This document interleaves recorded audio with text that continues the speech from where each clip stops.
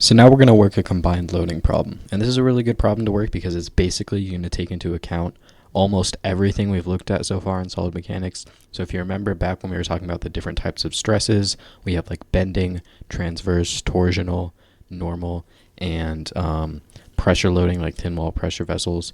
And in this problem, we're going to have all 5 of those all on this one part right here. So you can see we've got like this pipe. We've got some dimensions given, we've got some axes, we've got some points of interest. You can see we got A right here, B, C, and then D, and then we have some loading. So we have PY, this is a force, PX and PZ, these are all forces, or I guess you can think of them as one force, and these are each of the components. And then inside of this pipe, we have an internal pressure, which we're calling PI. And this right here is a cross-sectional view of our pipe. So you can see it's basically a hollow cylinder. We have an internal diameter, an external diameter, and then same with the radius, little r, little d, and big D. And so what we're going to do in this problem is we're going to find the principal stress, the sigma 1, at each of these locations, so A, B, C, and D. And if we want to, we could do the factor of safety. We're going to see later how we can kind of get a bit of more accurate factor of safety when we look at specific failure theories, which take into account the full state of stress instead of just comparing like our sigma 1 to the yield stress. So let's go ahead and start by looking at points A and B right here. So what we're going to do is we're going to look at the internal loading. Basically, you remember, because we're in static equilibrium, nothing's moving. Any part of this is also not moving, which means that if we look at some section, all of the forces on this section have to add to 0, which means that all of this external loading right here, plus all of the forces that the rest of this pipe exert on this section have to sum to 0. So you can see right here, we're going to go ahead and label these in each of our directions. We have the normal force that's perpendicular to the cross section. We're going to have 2 shear components. We have shear X in the X direction, shear Z in the Z direction, and we're also going to have 3 torques or moments. I think the convention, they're technically referring to the same thing, but the convention is if you have a pipe or something, the longitudinal axis, which is basically like where it's longest, where it has the biggest dimension, anything around that is called torsion, whereas anything that's from these kind of other axes that would make it bend is called a moment. Sometimes they call it like the bending moment. So the sign convention with these doesn't really matter. I'm just going to say mx and mz are positive. And then normally we would say that tension is in the same sense as the normal force, so it would point down and then it would go in the opposite direction or this way.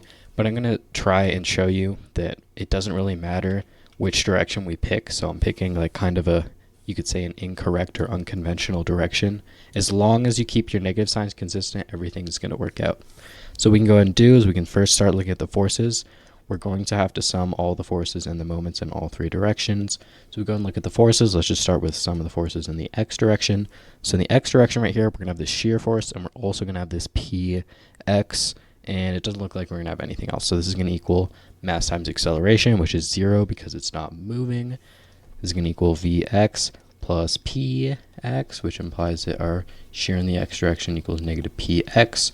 I'm a little bit off to the side here. Let's see if I can shift this over. So next we're going to sum all the forces in the Y direction. Again, that has to equal 0. So in this case, we're just going to have a negative normal force because it's in the negative Y. So this will be equal to negative n. I didn't really do that well. Equal to negative n. And then we'll have this minus py, which gives us that n is equal to negative py. And then we go ahead and we do the sum of the forces in the Z equals 0. We're going to have shear X and this pz. So we're going to have, shear, or that's not shear X, that's shear Z, plus the loading in the Z direction. So we get that our VZ equals negative PZ. And now we're going to have to do the moments. So if we do the moments, let's start with the x-axis. So if we sum all the moments about the x-axis, this will also have to equal 0 because it's not angularly accelerating, it's not rotating at all, right? So we're going to have this mx that's being applied right here. And then we're also going to have 2 of these forces are going to combine. So we're going to have this pz, which is going to create a moment bending this way, right? And then we're also going to have this py, which is also going to bend it this way. This px isn't going to do anything. So if we go ahead and we look at our dimensions up here, we can see we have this y2 pz, that's going to be one of them. So we can add y2 pz, and then we're also going to have this y component force right here, which is going to have a normal distance of z2. So z2 times py will be the moment from that force component. So we're going to add z2 times py.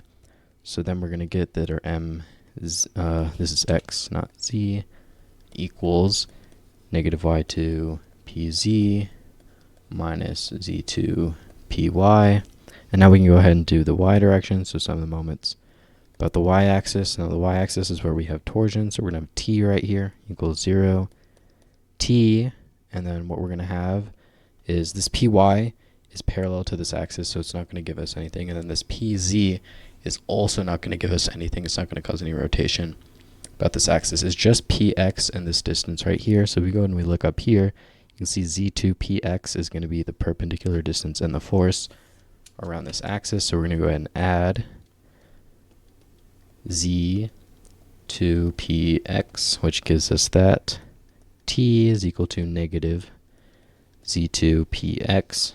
And then lastly, we're going to have the moments about the z-axis. So we're going to have an mz that's positive. We're going to have basically the height right here times px, that'll be negative, and then these other forces aren't going to contribute. So if we look at the dimensions right here, we're going to have a negative y2 px plus our mz, so we can go ahead and write that out real quick. And then we get that our mz is equal to y2 px. So now we can start talking about the stresses that are going to be on these elements. So basically the way we're going to do that is just look at each of the internal reactions that we have and then see where those are going to create stresses. So probably the most simple one is the normal force. That's just going to be n over our cross-sectional area. So sigma normal equals n over our cross-sectional area. You know, our area is equal to the area of like that hollow cylinder, like the outer and inner radius circle. So that would just be pi times the outer radius squared minus the inner radius squared. And then this is where signs get a little bit tricky, and there's kind of two ways you can go about doing it. So the first way you can think about this is I'm going to calculate like my mx, my my, my mz, all my forces, right? And in this case, because we have this py coming down, it's going to create compression, and we would expect that normal force is negative, right? It's negative py right here. So you can say, okay, I know that my normal force is like negative 300 newtons or something like that, right? So you could either store n as negative 300 or just 300 and keep track of the fact that it's compressive or it's negative, right? So if we leave the sign convention as it is, where n is tensile, then n over a is going to work just fine because our n is negative. But you can also just leave everything in terms of magnitudes and be careful about where the signs are going. I mean, either way, you kind of have to be careful about the signs. So I think it'll make more sense as we go through a couple more of these. So now let's look at bending, right? So for our bending, we'll just call this like sigma b. We know that we're on the outside, away from the neutral axis. So remember that this is going to be my over I. And our y, if you remember, so basically we have our cross-sectional area, neutral axis. The y is the distance off the neutral axis. So if we're at the outside of this circle right here, then our y is just going to be equal to our radius. And if we're on the middle, it's going to be 0, and there's actually going to be no stress from that bending moment. So if we go ahead and we look up here at location A, we're going to have a bending moment right here, mx. It's going to have tension at A and compression right here. Then we're also going to have one here, mz. It's going to be tension here and compression. But if we looked at the cross-sectional area, right, of the circle right here, and this is point A, we're going to have a bending moment, our mx, which is going to have tension right through A. So if this is our neutral axis for mx, we're going to have basically mx times our radius, our outer radius, over I, which is just a constant for a cross-sectional area. But then the moment from the z is going to be tension on this side and then compression on this side, and A is actually on the neutral axis for mz, which means mz is not going to contribute to any stress for point A. So if we come back down here, we can say that sigma b is going to equal mx times r over I. Remember, I is equal to, I believe it's integral of y squared dA, and you can look these up for like common things. I guarantee you can find a table of these, and one of them is going to be like this hollow circle. I believe it's going to be pi, it's either pi over 32 or pi over 64. But like these should be like in a textbook or anywhere. You can just go ahead and find them. Let's just say 50-50 shot at getting this right. Let's say 64. It'll be outer diameter to the fourth minus inner diameter to the fourth.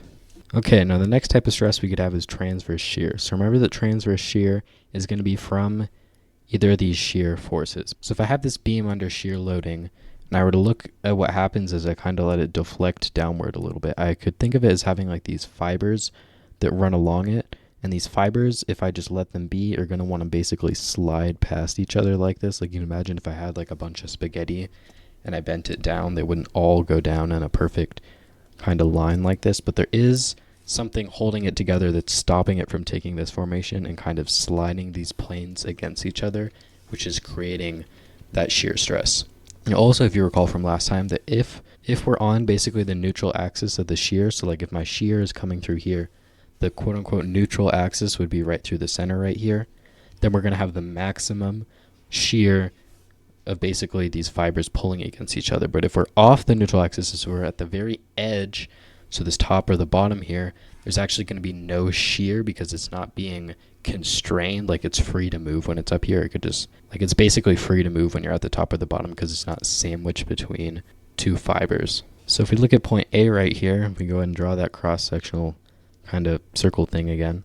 We're going to have a shear going this way, and we're also going to have a shear going this way, right? So the shear going this way, A is right in the center, the quote-unquote neutral axis of the shear, which means that we're going to get the maximum shearing from Vx that we can. But Vz, we're right on the edge, which means we're actually going to get no shear from that at all. So we only need to worry about Vx.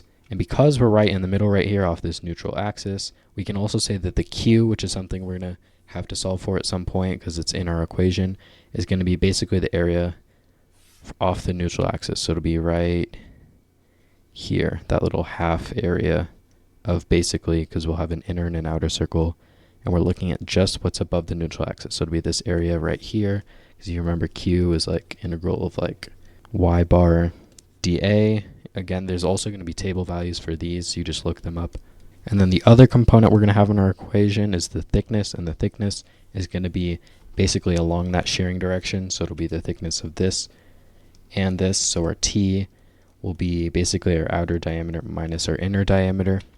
So anyway, let's go ahead and write down our shear stress. So our shear stress, shear from shear force, transverse shear, is VQ over IT. We found I earlier. This is going to equal Vx, and let's be careful about our sign. So if you saw I drew these earlier. The convention with shear is that if it's in the positive or the negative direction, then it's positive shear according to our axes. So you can see right here, basically I'm looking at A from this direction because I have my x-axis to the right and my y-axis is up.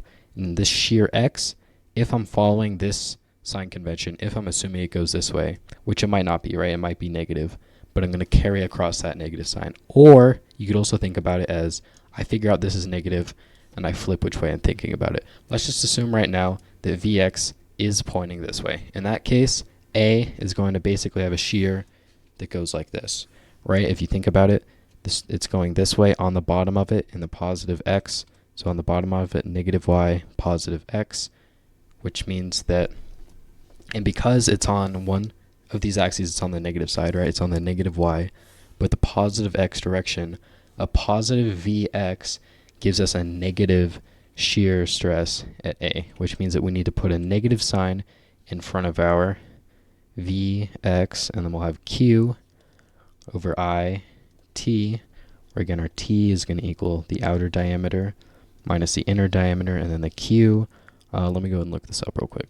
Looks like Q for this hollow circle is going to be 2/3 times big R cubed minus little r cubed.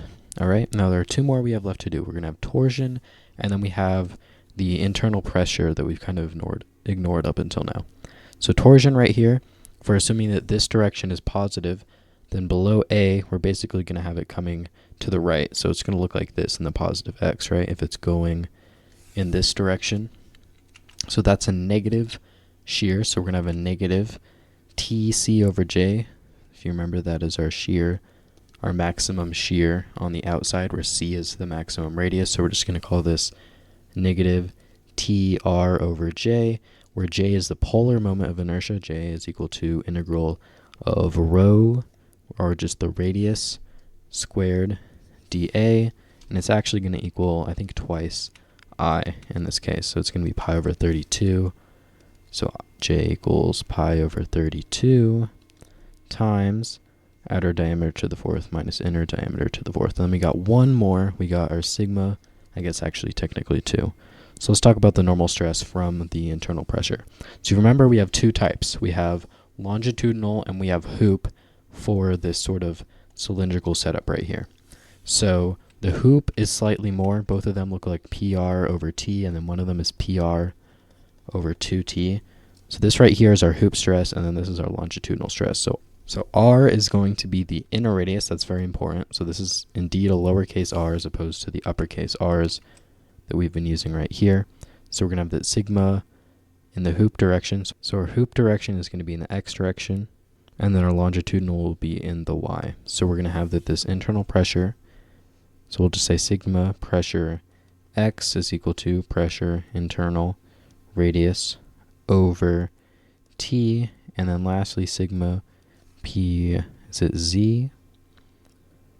No, Py will be pressure internal R over 2T. And that right there is all of the stresses that are going to be on this, at least at point A. So what we would do now is we would go ahead and say, okay, well this is in, sigma normal will be in my y direction. I guess we go ahead and label this little thing right here. So we're going to have our sigma normal is going to be compressive, but we've assumed n is in tension, so we'll just go ahead and write it in tension for now. This is sigma normal. We'll also have sigma bending. So our bending is going to be from mx. It's tension here, compression here. So that's going to be tension in the y direction. So we'll go ahead and have this be sigma b, and then we have transverse shear from Vx. That's at the bottom going this way, so it's going to be like this. This right here is my transverse shear. We could say tau. We'll just say tau v, and I also have torsional. Torsional is going to be in the same direction because it's going this way, right? So we'll also have, I guess I can just kind of double this up. It's getting a little bit cluttered, but that's okay. So this is tau from our torsion. And then lastly, we're going to have our longitudinal. So we can call this sigma py and then sigma px. Those are both in tension, assuming a positive pressure. You could have like a negative pressure, technically. So this is sigma px on both sides. And then up here, lastly, we'll have our sigma py. So what I was saying is you can basically go ahead and add up sigma py, sigma normal, sigma bending to get your total normal stress in the y direction. And then you'll have sigma px in your x direction. And then you'll add these two shears. They'll add constructively because they're in the same direction to get your shear. And now that you have your total state of stress, you have your stress on the x, y, and in the shear, then you can get the principal stress, the max direction stress, by doing our equation like sigma, our principal stresses is equal to like sigma x plus sigma y over 2. Like you remember this one, right? We're going to go over a slightly better way to do this in the next video that's going to take into account the whole state of stress, and it's not just going to compare basically like the maximum. But for now, this is good enough. You could say my principal is this term plus this square root term, and then compare that to my yielding. So my factor of safety would just be my yield stress, which is the point, the stress at which it starts failing. Basically, it starts like stretching out. It starts stretching out in a way that's unrecoverable, right? So it stretches so much that when you let go of the load, when you stop that loading, it's not going to go all the way back. And usually once you get to that point, like whatever you're applying it for isn't really meant to handle that. So that's usually what we call failure. So this will be sigma yielding, which you could just look up for like most materials, like if this is a steel pipe or whatever, divided by our maximum shear stress. And that's going to be good enough, at least for now. Maximum normal stress, not maximum shear. So all of that was kind of long and detailed for point A. We still have 3 more points to get through, but we're going to move a bit more quickly because it's a lot of the same thing. So for point B, there's not too much that's going to change. So we are going to have the same normal stress because our n is the same, right? But our bending now, if you think about this cross section, I guess we can go back up to this drawing right here. So now we're looking at point B. Mx right here is going to be tension here and then compression here. But B is on the neutral axis, so we're not going to get any stress for that. What we are going to get stress from is this MZ bending, so it's going to be tension here and then compression right here. So remember, compression is a negative normal stress. So our sigma from bending at B is going to be equal to negative mz times my outer radius over I. So that's one of them. The others, let's talk about this. Let's hit torsional real quick. So torsional is going to be the same because these are both on the outside surface of our circle, which means that they're going to have the same torsion. The only thing that may change is the positive or negative sign. So if you imagine right here, if this is our z going this way and this is our y going this way, if I have a torsion coming this way, then in the negative y, I'm going to have a negative z shear, right? So if I come down here and I label my, let's use a different color. Oh my god, orange please. And this is my shear from torsion. This is actually positive because look, and it's going to be here, it's going to be positive, positive, and then here it's a negative, negative. So my shear force, my shear stress from torsion is just going to equal positive T times the radius over J. Now for transverse shear, it's going to be the opposite of A, kind of like it was with the torsion. So my VZ is going to be where I'm actually going to have this transverse shear because now it's right on that neutral axis, whereas Vx, I'm right on the edge in this direction, so it's not going to have any contribution. And then if we go ahead and look at the sign convention again, it's going to be on the bottom. I'm going to be in the negative y, but positive z, so this is going to give me negative. It's going to be going in this direction. This is my v, this is my tau v. So when I add together these shear stresses, they might actually cancel each other out a little bit, so I'm going to have a slightly lower total shear stress. So it's going to go this way, very cluttered at this point, this way, and this way. So you can see that my shear from transverse is equal to negative V Z Q. My Q will be the same because it is symmetrical, right? So it's going to be basically this area is what I'm going to plug into my Q equals integral of y tilde dA. And then all of that's going to be over I, which again is a constant for our cross section, times T. Again, the thickness will be the same because it's symmetrical. It'll just be this length plus this length, which is outer diameter minus inner diameter. And then the last thing we have is our internal pressure.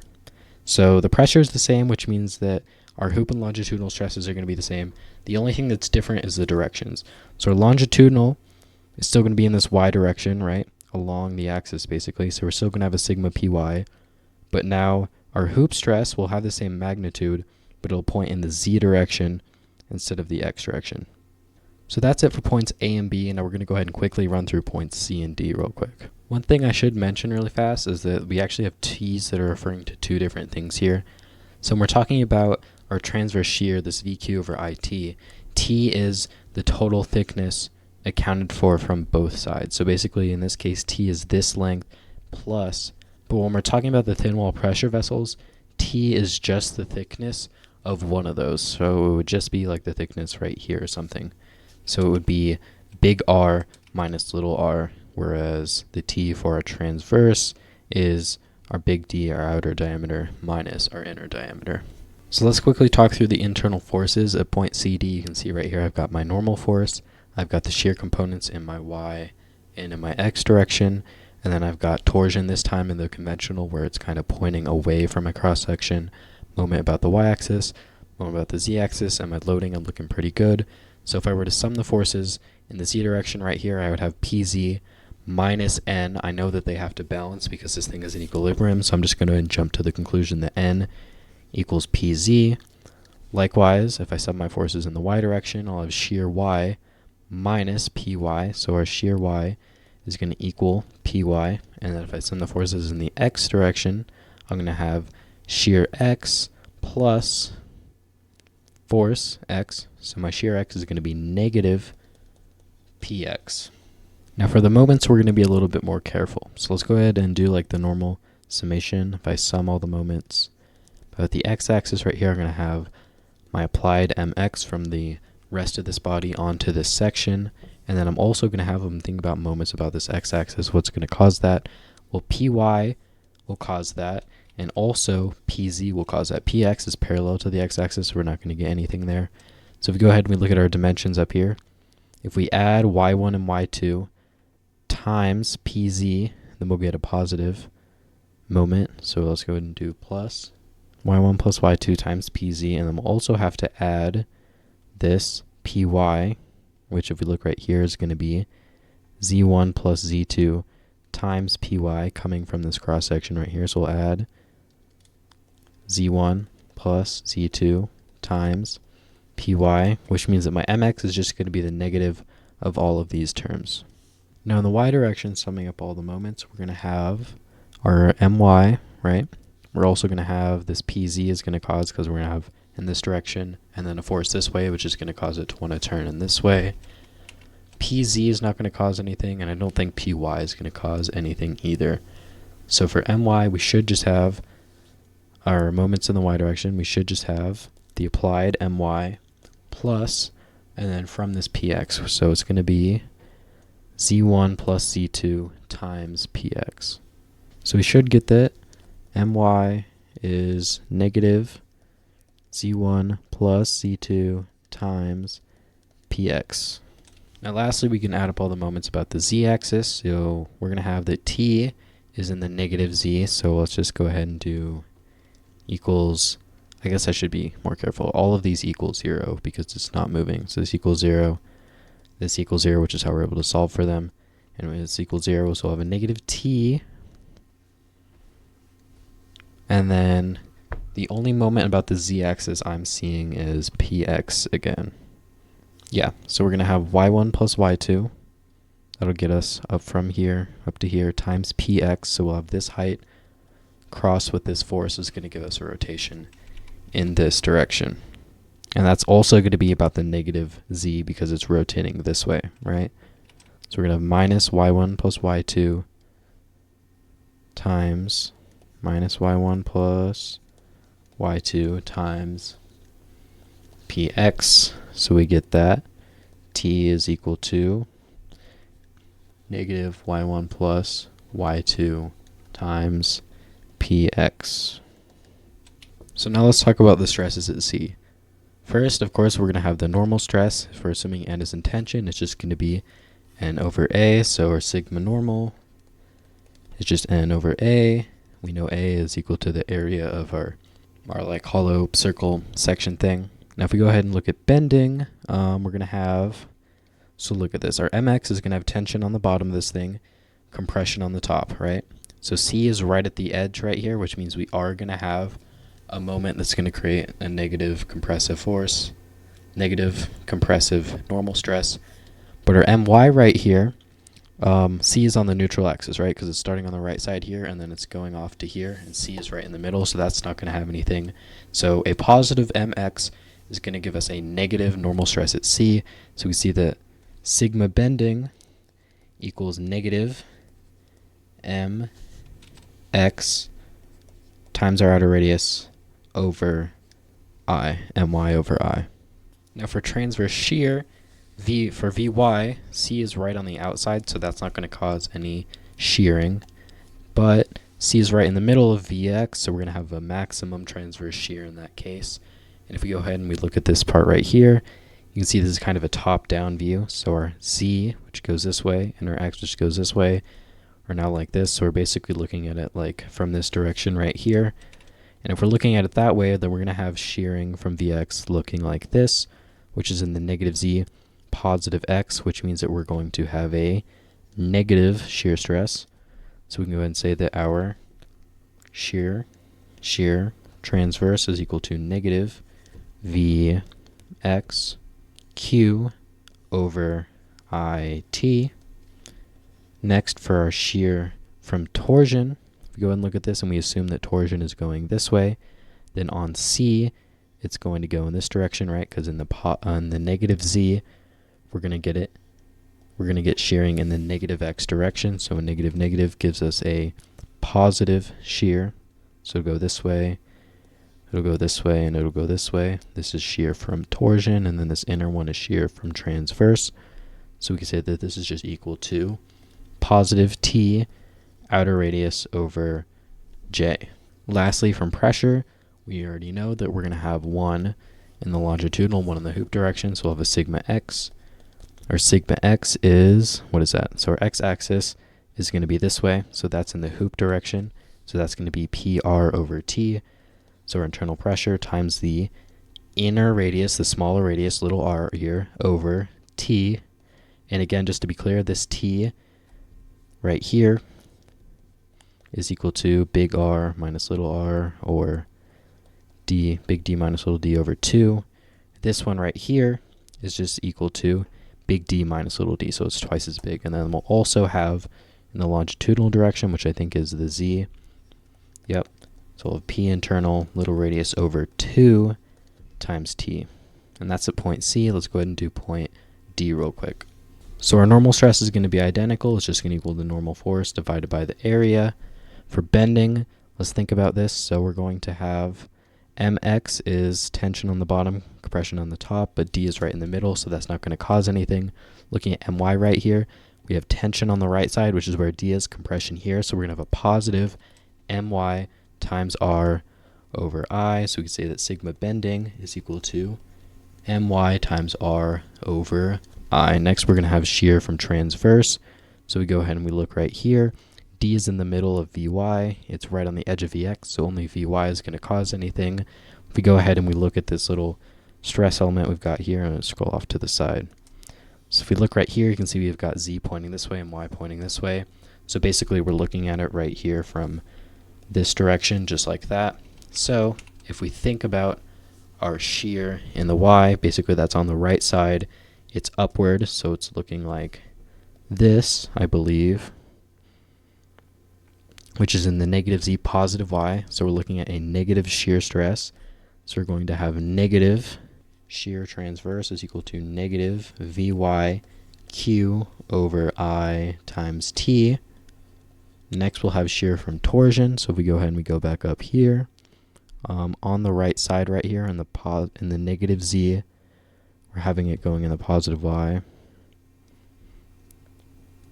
It'll be going in the positive Y, so it'll have the same sense as our other shear stress, our transverse shear, which means that it's also going to be negative.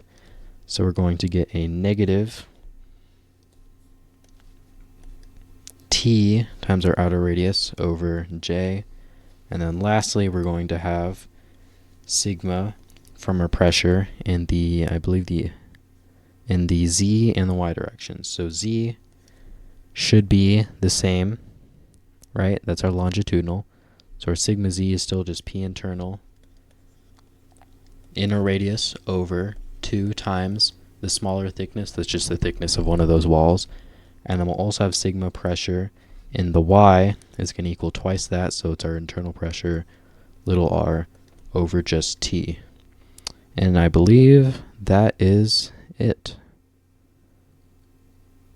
Yes. So for all of these, again, if you wanted to find the factor of safety, all you need to do is essentially look at what direction each of these are going in, right? So I know I didn't write all of these out, but you would be like, okay, well, I know that my normal force on both C and D is in like the X, is in the Z direction, right? So I would draw that here. I would think about which way my bending's going. That's also probably going to be, that's also going to be in the Z direction. I think the X direction is really only going to be from that internal pressure, right? So you'll get the hoop in the X direction or the Y direction, and then you also have the longitudinal in the Z direction. But if you add up all of the normal stresses in, like, let's say the Z direction, that's one of your stresses. Add up all of them in the X direction, that's the other, and then you also have your shear, and you plug it into that principal maximum stress equation, and then compare that to the yielding or the failure stress, then you can generate a factor of safety for each of these locations on our pipe.